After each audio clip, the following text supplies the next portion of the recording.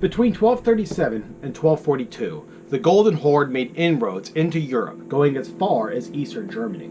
The term originates from the golden tent of the early Khans in the western part of the empire.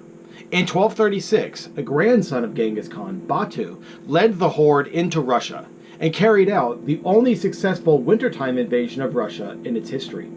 The Russians called them the Tartars, or people from hell. Russian cities, including Moscow, fell and their populations were slaughtered to the point that no eye remained to weep for the dead. In 1238, the spring thaw forced the Mongols to withdraw. In 1240, the Mongols would return and sack Kiev, reducing it to rubble with the exception of the Cathedral of St. Sophia.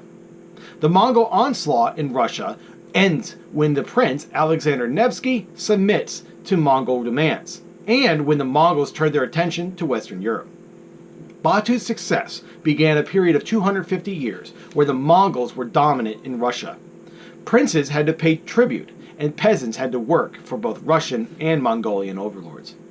They exacted tributes from Russia until the mid-1400s, while the other Khans dominated the Crimean Peninsula until the 18th century. Moscow is going to benefit the most from Mongol presence. Plundered and partially burned, the city would be rebuilt and become the collection point for Mongol tribute. The princes thus filled their own coffers and annexed lands that fell behind in their tribute payments. In 1380, the Golden Horde would be defeated at the Battle of Kulikovo, and 20 years later, the Mongol hold over Russia was broken.